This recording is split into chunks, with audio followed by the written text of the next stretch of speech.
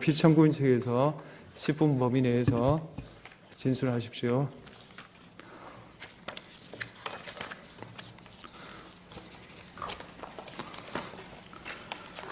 네, 피청구인 대리인 조대인 변호사입니다.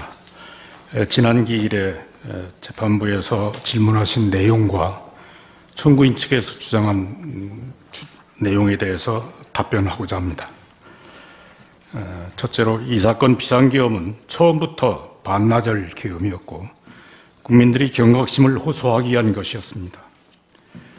피청구인 대통령은 국회 절대다수 의석을 장악한 민주당의 국회 권력 남용과 국회의원 선거의 부정 의혹으로 인하여 국민주권의 헌법 질서가 무너질 위기에 처했는데 이를 해결할 통상적인 수단이 없다고 판단하여 비상계엄을 선포하였습니다.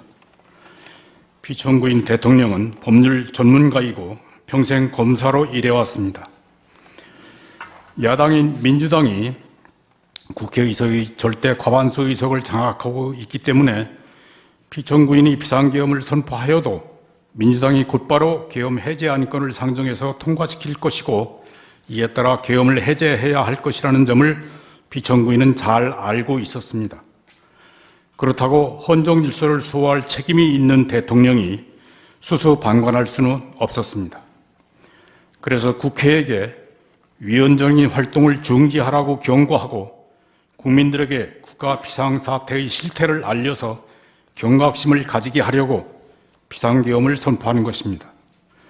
아울러 2023년 10월경 국정원의 보안점검 시 미흡했던 중앙선거관리위원회 전산 시스템에 대하여 조사해서 부정선거 의혹을 해결하려 했던 것입니다. 둘째로 국회에 대한 계엄 조치에 대해서 설명하겠습니다.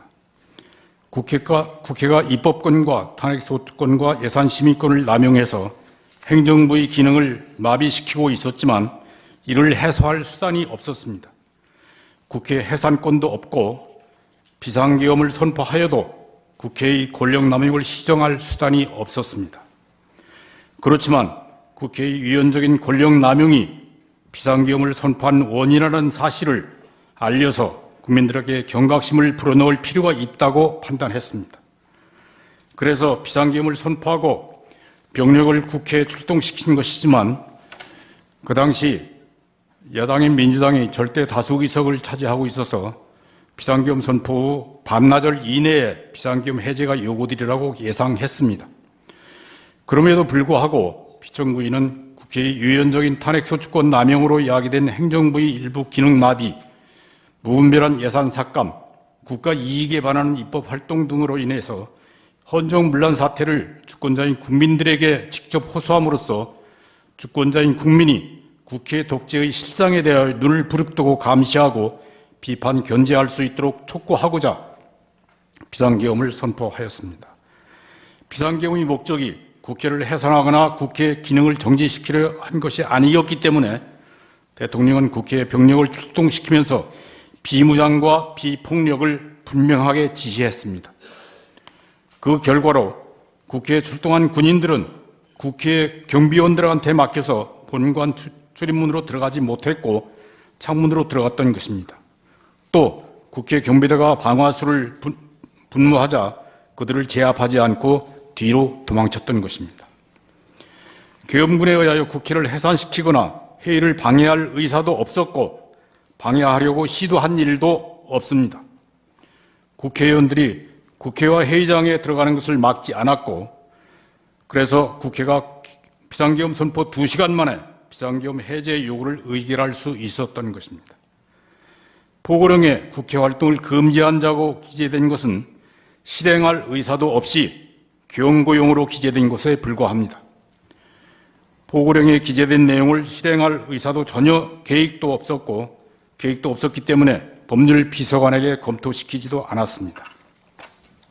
다만 야간 통행금지 부분은 국민들에게 불편을 줄 수 있으니 빼라고 했을 뿐입니다.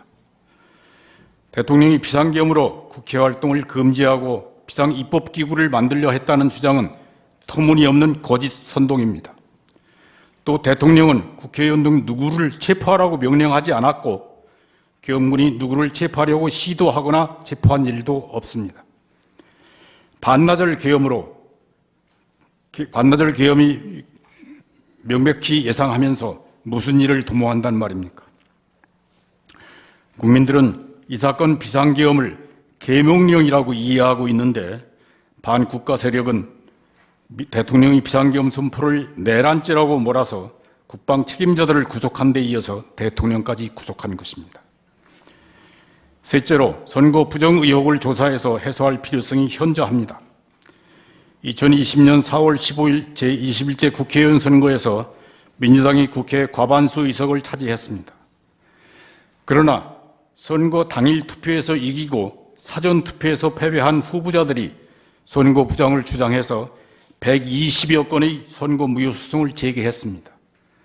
그리고 그 재검표 과정에서 비정상적인 투표용지가 무수히 발견됐습니다. 그런데도 대법원은 선거 부정을 인정할 수 없다고 판결하였고 중앙선거관리위원회는 독립된 헌법기관이라고 내세워서 선거 부정 의혹을 조사하지 못하게 했습니다. 그런데 국가정보원이 선거관리 시스템 5%만 점검했는데 그 보안성이 지극히 취약해서 아무나 해킹하여 선거 결과를 조작할 수 있다고 보고하였습니다. 게다가 한국의 중앙선거관리위원회가 2013년 10월 설립한 세계선거기관협의회 AUEB이라고 합니다. 그 AUEB이 키르기즈스탄, 콩고, 볼리비아, 남아공 등 여러 나라에 한국의 전자개표기를 보급했는데 그 나라의 선거에서 부정 의혹과 폭동이 일어나고 재선거로 결과가 뒤집히는 사태가 벌어지기도 했습니다. 그리고 한국의 전자개표기 때문이라는 원성이 쏟아져 들어왔습니다. 그들 나라들은 대부분 중국의 1대1로 주변 국가들이고 중국이 중국의 국익을 위해서 영향력을 확대하고 있는 나라들입니다.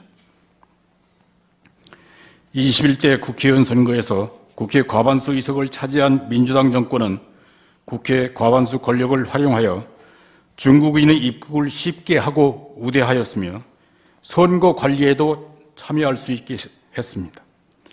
중국인의 간첩 활동이 활발해졌는데 국가정보원과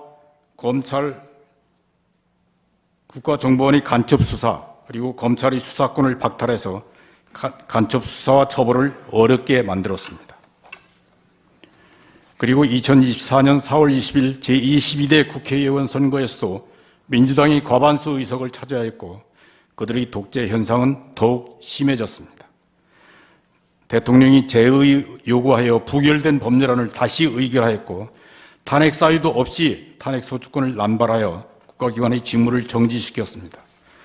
대통령과 검찰과 감사원의 활동 예산을 삭감해서 국가 기능을 정지시켰습니다. 국방 예산을 삭감하여 북한의 미사일 도발에 대비하지 못하게 했습니다. 국회 과반수 세력의 위헌적인 활동은 여당과 협의하지 않고 국민들의 뜻을 무시하는 일당 독재였습니다. 그들은 국민들의 눈치를 보지 않더라도 다음 선거에서 당선될 수 있다는 자세로 유화 독존하였습니다.